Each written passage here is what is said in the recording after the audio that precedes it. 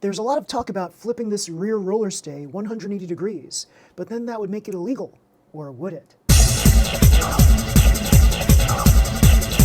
This is how the rear roller stay is supposed to be mounted on the back of your VZ chassis cars. So if you take a look at it, it's mounted top down. The screws go on the top here. This places right on top right here. But there are people who've decided to flip this 180 degrees. So I'll show you what I mean by that. So now the rear roller stay is flipped upside down. So instead of top down screws, it's got bottom up screws. So this is the underside, and we just basically flip this 180, and now we have this like so. And now you see it sits a little bit lower than before. So does it clear the 1mm clearance gauge? Let's take a look. Here is a Tamiya regulation 1mm clearance gauge, and if I pass it underneath, this does clear, but it actually is not supposed to. It's actually supposed to tap onto here. And for the sake of argument, let's say that it does tap underneath here. So yeah, this brings this lower, that's true, but it's actually supposed to tap, and I don't know why it's not tapping right now, but in my other cars it does tap, but there's a way to fix this so that it does clear totally underneath this. I think this is not the best example, but basically what you would need to do if this were not clearing is you need to remove that washer that's right there.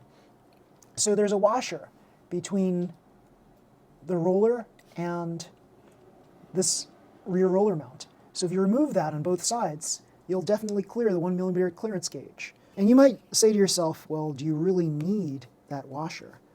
The washer is nice to have, right? Do you really, really need it? No, because gravity causes the roller to kind of set down onto the screw. So here, I'm reattaching this on, and when I roll it, it still rolls great. Let me detach this one. And I'm going to move that washer aside. Then I'll reattach the roller.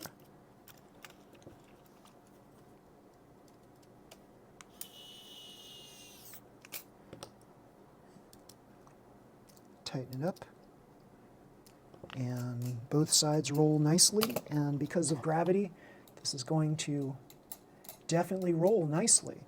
And if you take a look with the clearance gauge, it's now, yes, it definitely clears the clearance gauge, but it cleared it to begin with, right? It's just that this particular VZ chassis, it cleared it anyway. On another VZ chassis, like the fluorescent yellow ones, it wouldn't clear. It would tap against the screw. Yeah, these roller screws here, it would tap against it. But with this trick, removing the washers, you get it to basically clear the bottom rollers completely, even with this thing reversed, 180. Yeah, pretty cool. So now this is technically a legal car, and you can race this because it's lower to the ground. This part here acts more as a brake going on inclines. So yeah, it's actually going to help you stability-wise by flipping this rear roller mount 180. Yeah, pretty darn cool. Here's an Asia Challenge VZ chassis, and the fluorescent rear roller is inversed, 180 degrees. And so it's got the washers on both the top and the bottom.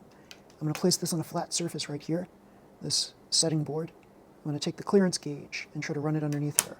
Here, no sound, no tapping of the screw.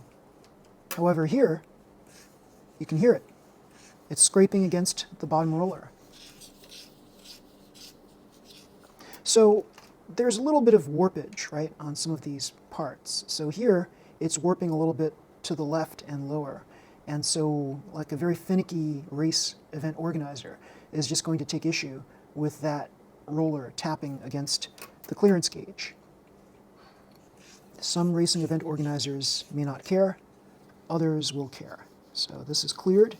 There's clearly a little bit of space underneath there, but here, it's definitely scraping against this clearance gauge. So how do we fix that? We could remove the washers like I had suggested. So here's the washer that we're talking about, this little piece right here, and we'll just reattach this with just the roller and the screw. And I'll just do one side for illustration purposes, so you can see the change that occurs. So here you can clearly see there's no washer between here. However, it still spins freely.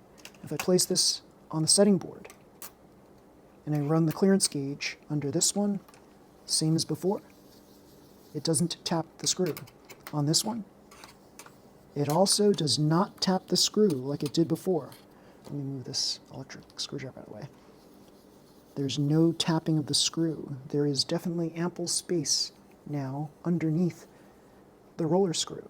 So yes, if you remove the bottom washers, you'll be able to get that clearance that you need. So it's probably best to try to get both sides to be the same. So if you remove a washer here, then definitely remove the washer on the other side here to make it more symmetrical. So yeah, that's it. That's my tip, and it's a pretty cool tip, I think, since it allows the clearance gauge to clearly pass underneath this roller screw without any tapping. So everybody, if you liked this video, please slam the like button, subscribe to my channel. You'll see more videos just like this one. Until next time, everybody, see you. Bye.